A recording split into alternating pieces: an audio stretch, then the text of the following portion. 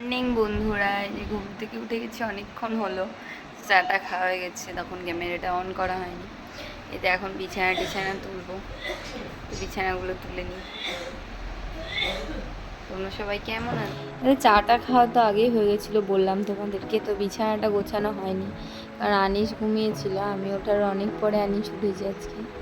তো এই যে বিছানাটা গুছিয়ে নিচ্ছি। তো চার্জার, পাউডার, তারপরে আরও যাবতীয় যত জিনিস সব থাকে আমাদের বিছানায়। রাতে শুয়ে যখন শুই, তো আনিস দুধ খেয়েছিল, সকাল থেকে তো আর আসাই হয়নি। তো মা রান্না বান্না সব করেছিল, আমি আনিসকে দেখছিলাম। তো তারপরে এই যে স্নান করার আগে বাসন টাসনগুলো সব তুলে নিলাম। মার আজকে সব আগেই মাজা টাজা হয়ে গেছে। তারপরে এই যে গ্যাস ট্যাস মুছে নেবো বলে কেরোসিন দিচ্ছে একটু, নাহলে প্রচণ্ড পরিমাণ পিঁপড়ে হচ্ছে। ঘরটা আগেই আজকে মুছে নিয়েছি, তো গ্যাসটা পরে মুছছি। গ্যাসের এখানটা বারান্দাটা তো এই যে মুছে নিচ্ছি। তো হচ্ছে কেরোসিন না দিলে না কেমন পিঁপড়েও ধরে, আবার হচ্ছে চ্যাটচ্যাটও করে। এই যে আনিসও স্নান করে রেডি। আজকে আনিসকে শ্যাম্পু করে দিয়েছি, আর এই যে আমিও স্নান করে চলে এসছি। আনিস টিপু পরে নিয়েছে, জামা পরে নিয়েছে, তাই না? আর এই যে সব জামা কাপড় তুলে নিয়ে আসলাম, মেলে আসলাম কিছু, আর এই যে তুলে নিয়ে এসেছি, এগুলো এখন ভাঁজ করব। তো এই যে মা তো সকালবেলা সব কেচে কুচে রেখেছিল, সেগুলো মেলে দিয়েছিলাম 7টার দিকে। তো সব শুকিয়ে টুকিয়ে গেছে, তুলে ভাঁজ করে নিয়ে পর থেকে তার আশায় হয়নি। আনিসকে ওইদিকে ঘুম পাড়ালাম, আনিসকে দেখাচ্ছি তোমাদেরকে। তো হচ্ছে ওকে ঘুম টুম পাড়িয়ে এবার লাঞ্চ করবো। দুপুরে 1টা পার হয়ে গেছে, তো অন্যদিন 12:30টার মধ্যে খেয়ে নিই। তো আজকে একটু দেরি হয়ে গেছে, দেখাচ্ছে ও ঘুমাচ্ছে। একটু সেই যুদ্ধ করে ওকে ঘুম পাড়ানোর মতো অবস্থা। স্নান করে চুলও আঁচড়াতে পারিনি, কিচ্ছু করতে পারিনি, এত কাজ ছিল। ঘুমালেও না, কিন্তু আমি শুয়ে পড়েছি, আর উঠতে ইচ্ছা করছে না। দেরি করতে করতে ওকে ঘুম পাড়িয়ে এক্ষুনি উঠলাম। জামা কাপড় বাইরে ছিল, সেগুলো আবার তুললাম।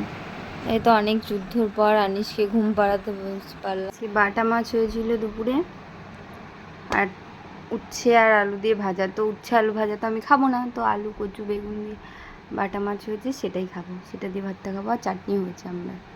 এই যে দুপুরে লাঞ্চের পর থেকে তো আর আসা হয়নি, আবার একটু শুয়েছিলাম। তো তারপরে দিদাবাড়ি যাচ্ছি।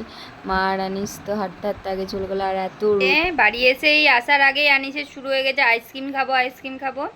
এই যে আইসক্রিম খাচ্ছে, আইসক্রিম নিয়ে দিলাম, তারপরে চুপ হলো। আইসক্রিম এই যে খাচ্ছে। এই যে চা করে নিয়েছি, আর এই বিস্কুট বের করলাম, নতুন প্যাকেটটা কাটলাম। তো বিস্কুটের প্যাকেটের মধ্যে বিস্কুট নিয়ে নিয়েছি আমার জন্য। আর আনিস ওই দিকে চায়ের কাপ নিয়ে বসেছে, চা তো নাই, মুড়ি আর ইয়ে খাচ্ছে, অভিনয় করছে। ওই যে রাতে বানাচ্ছি পেঁয়াজ দিয়ে ডিম দিয়ে গোলা রুটি, এই যে ওখানে হচ্ছে।